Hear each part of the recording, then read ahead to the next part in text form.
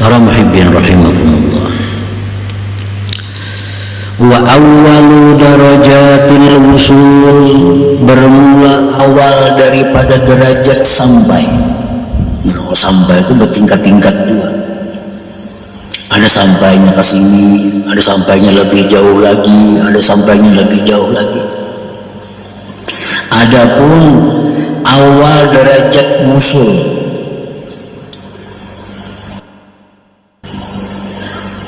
man la yara fa'ilan illallah wahdah, orang yang tidak melihat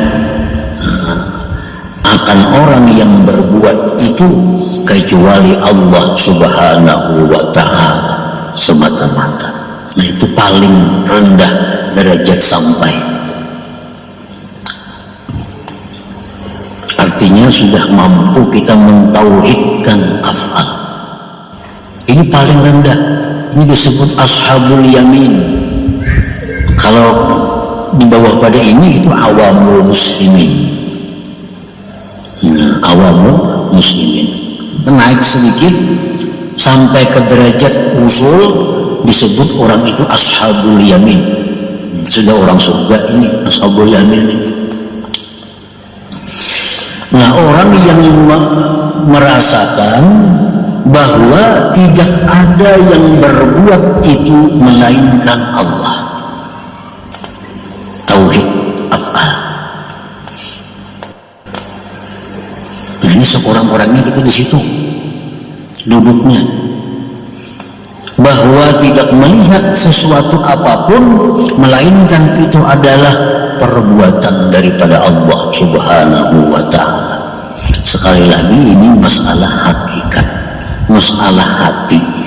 Nah, yang kita bicarakan ini bukan masalah syariah, tapi masalah hakikat, masalah hati kita.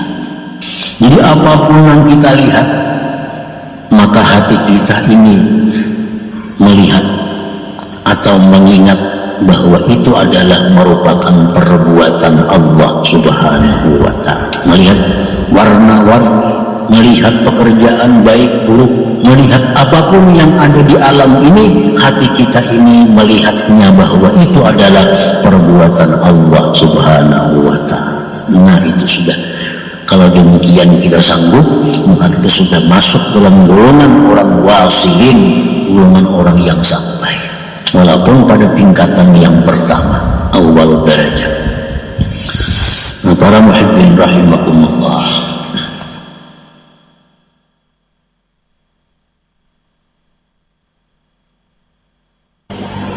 man ruzika hadal maqam salima minal afat.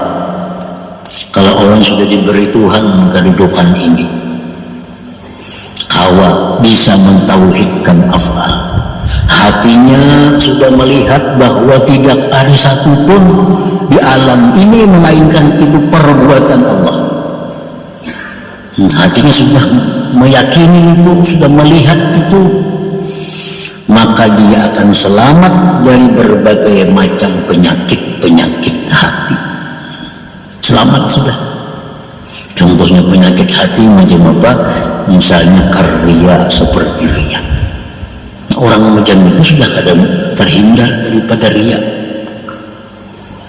Kan riya ini, inti riya itu adalah mencari sanjungan, pujian, manfaat daripada makhluk Allah.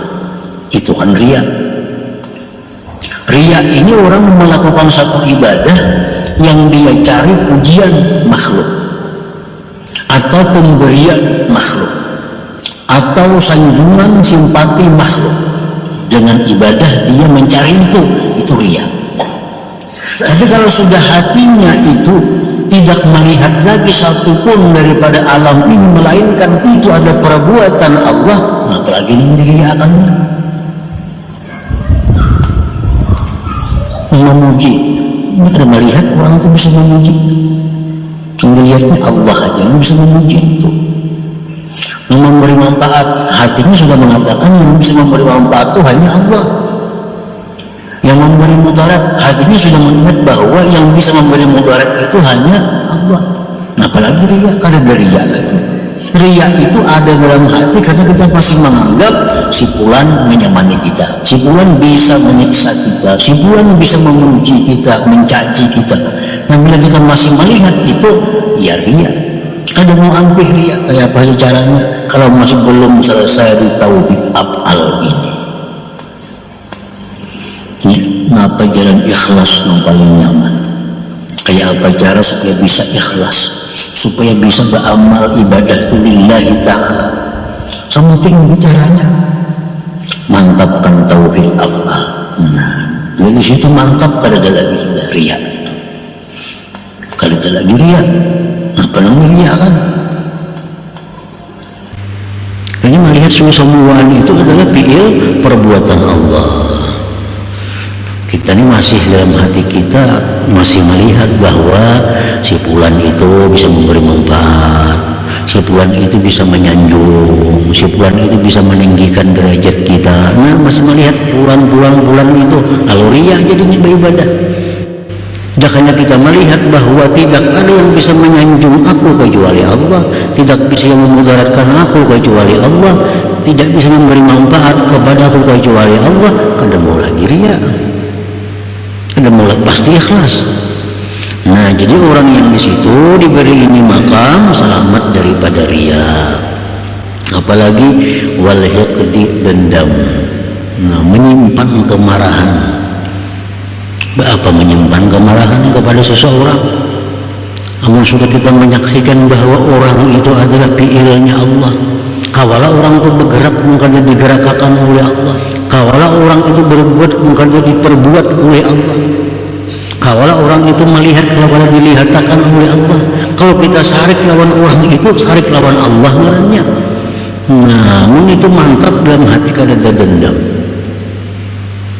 Kenapa hati kita dendam dengan seseorang, benci dengan seseorang? Karena kita menuhankan orang itu. Nah, kita menuhankan orang.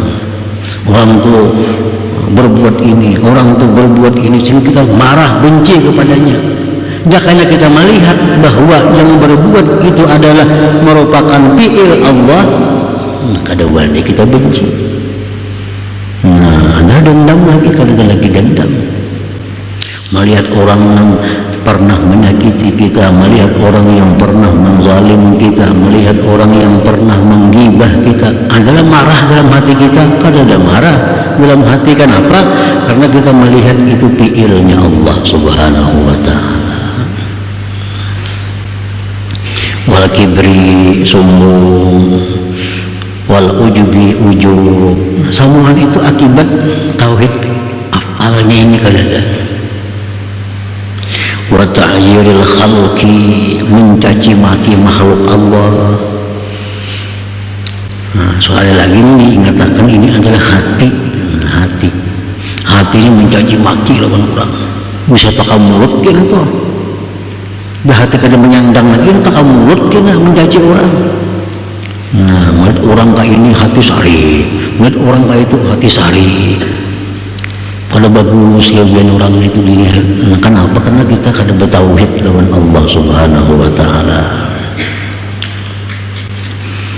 Nah jadi siapa yang diberi Allah ini kedudukan tadi, nah, diberikan Allah kedudukan bahwa dia bisa merasakan bahwa tidak ada yang berbuat itu kecuali Allah, maka dia selamat dari macam-macam penyakit hati yang menyebabkan dia masuk ke dalam neraka.